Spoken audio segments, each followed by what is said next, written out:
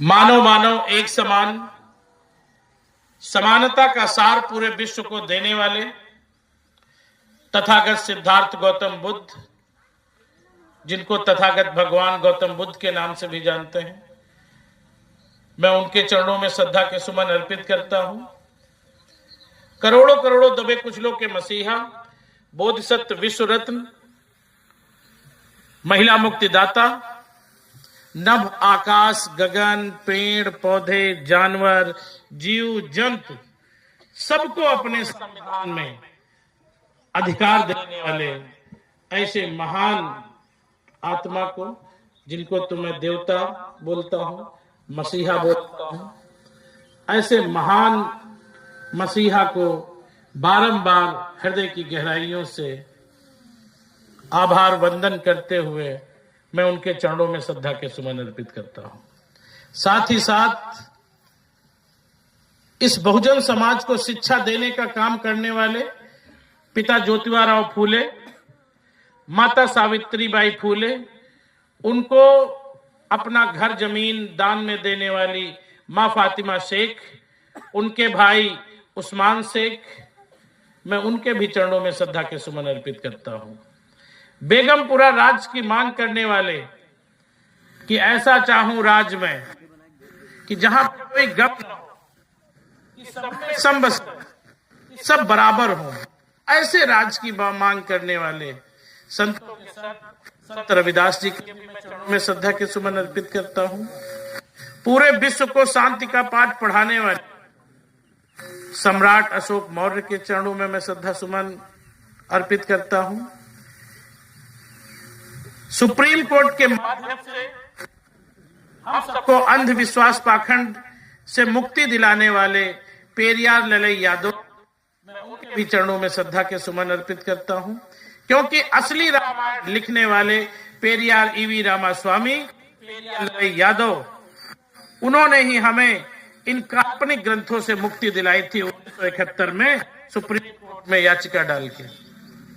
जिन भाइयों को पता है, नहीं पता है तो अपने YouTube से देख सकते हैं। अगर हम दलितों पिछड़ों को अंधविश्वास पाखंड से मुक्ति की ओर कोई ले जाने वाला था, अभी कुछ समय पहले की बात है, ज्यादा नहीं, मुश्किल के 50-55 साल पहले की बात है, तो वो पेरियार ललई यादव थे। उन्होंने अंधविश्वास पाखंड से हमको मुक्ति दिलाई, उन्होंने काल्पनिक ग्रंथों से हमें मुक्ति दिलाई।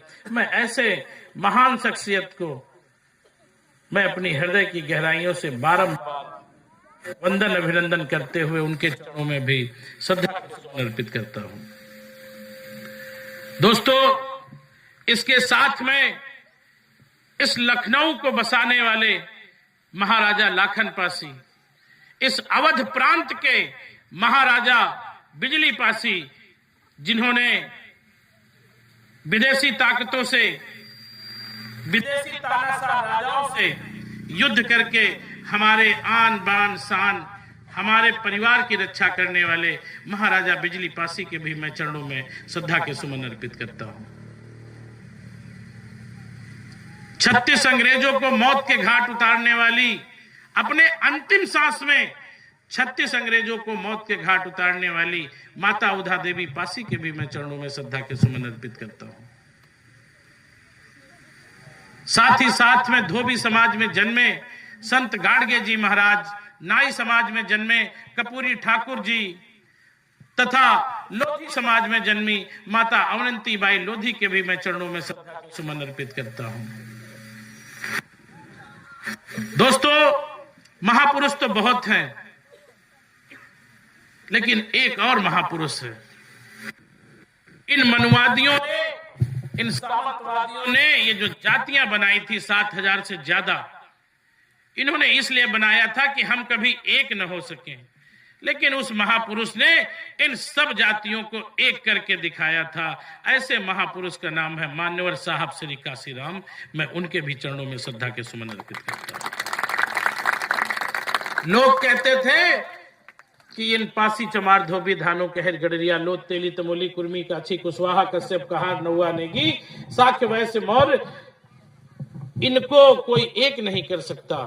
तो मान्यवर काशीराम साहब ने एक करके दिखाया।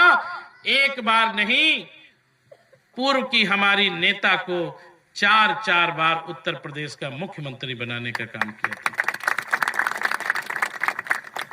इसके साथ में दोस्तों, आज हमारे हक अधिकार की लड़ाई लड़ने वाले रोड से लेकर संसद तक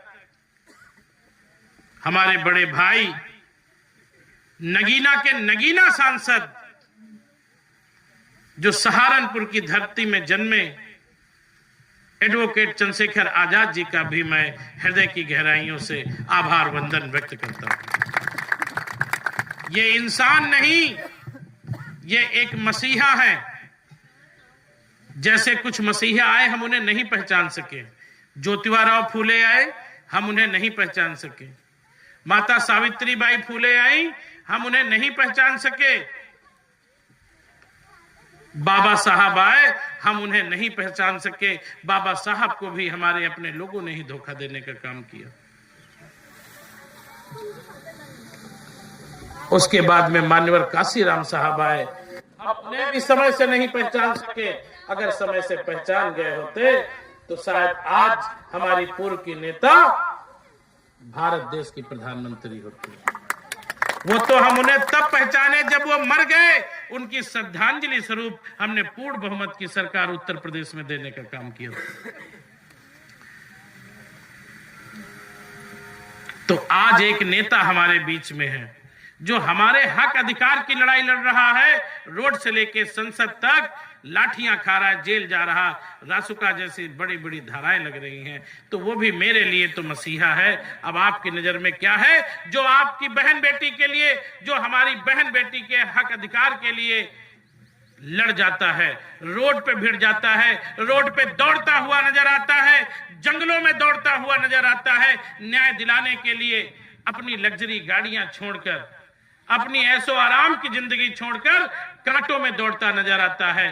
तो ऐसे महान एडवोकेट चंद्रशेखर आजाद जी के लिए मैं बारंबार हृदय की गहराइयों से आभार वंदन व्यक्त करता हूं। दोस्तों, इसी के साथ में मेरे साथ मेरे मंच पे बैठे सभी मंचासीन, मेरे सामने बैठे मेरे कुछ पिता तुल्य बुजुर्ग, मेरे नौजवान भाई, मेरी माताएं बहनें, प्यार करने योग्य छोटे छोटे बच्चे, वह मेरे सभी क्रांतिकारी साथी, मैं आप सभी का भी हृदय की गहराइयों से आभार वंदन व्यक्त करता हूं। साथ ही साथ में दोस्तों, आज ये मेरा सौभाग्य है कि जनपद रायबरेली के बछरावा विधानसभा के ग्राम सभा जमरावा में इस पावन धरती पे मुझे आने का सौभाग्य प्राप्त हुआ। आपके गांव में आने का मुझे सौभाग्य प्राप्त हुआ, इसका भी मैं बहुत आभारी हूं। और इस आभार के साथ में इस मीटिंग को आयोजन करने वाले इस गांव के गौरी शंकर पासी जी, राम सजीवन पासी, दूसरे की हाँ में हाँ कब तक मिलाओगे? लेकिन यही मैं ये क्यों कर रहा हूं? मैं जानता हूं यहाँ लगभग आप 200 लोग बैठे हो। मैं जानता हूं 200 लोगों में, चाची चुप रहो एक मिनट, मैं जानता हूं 200 लोग बैठे हो।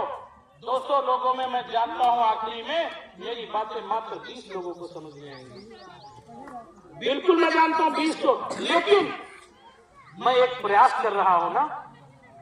मैं आज 20 को समझ में आएंगी, तुम 3 महीने बाद फिर मेरी मीटिंग लगाओगे, उसके बाद फिर 20 लोगों को समझ में आएंगी। मेरे यादव समाज के भाइयों को समझ में आएंगी, चंद्रगुप्त सम्राट अशोक मौर्य के समाज के मेरे मौर्य भाइयों को समझ में आएगा कि स्वामी प्रसाद मौर्य के साथ इन्होंने क्या किया, केशव प्रसाद मौर्य के साथ क्या किया, जो एक स्टूल पे बिठा दिया था उनको भी समझ में आएगा कि ये मुझे आज भी अछूत मानते हैं। यादव भाइयों को समझ में आएगा कि अखिलेश के साथ क्या किया इन्होंने, कि वो जो उनका सीएम आवास था उसको भी गौमूत्र से धुलवाया था और गंगा जल से धुलवाया था।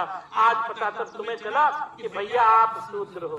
अरे हम लोग तो अछूत हैं, हम लोग पासी समाज धोबी धानु कोई तो अछूत में आते हैं। हम तो तुम्हारी वर्ण व्यवस्था नहीं, आप लोग सचूत शूद्र हो। आप तो समझने लगे थे, कह रहे हम तो भगवान वंशज हैं, हम ये वंशज हैं। अभी क्या हुआ, किसी की झुटैया नोच दी गई तो किसी के ऊपर क्या मैं कहूँ, यहाँ सभा में मूत्र से छिड़काव मारा गया, क्या क्या किया गया, आपको सब पता है। इटावा जैसी घटनाओं, मुख्यमंत्री आवास खाली हुआ तो उसको गौमूत्र से और गंगा जल से धुलवाया गया। अरे ये अखिलेश यादव जी क्या गंदे थे। मैं एक बात बता रहा हूँ कि समझ लो कि आज भी ये तुम्हें हमें बराबर नहीं समझते, वोट लेने के लिए बताएंगे।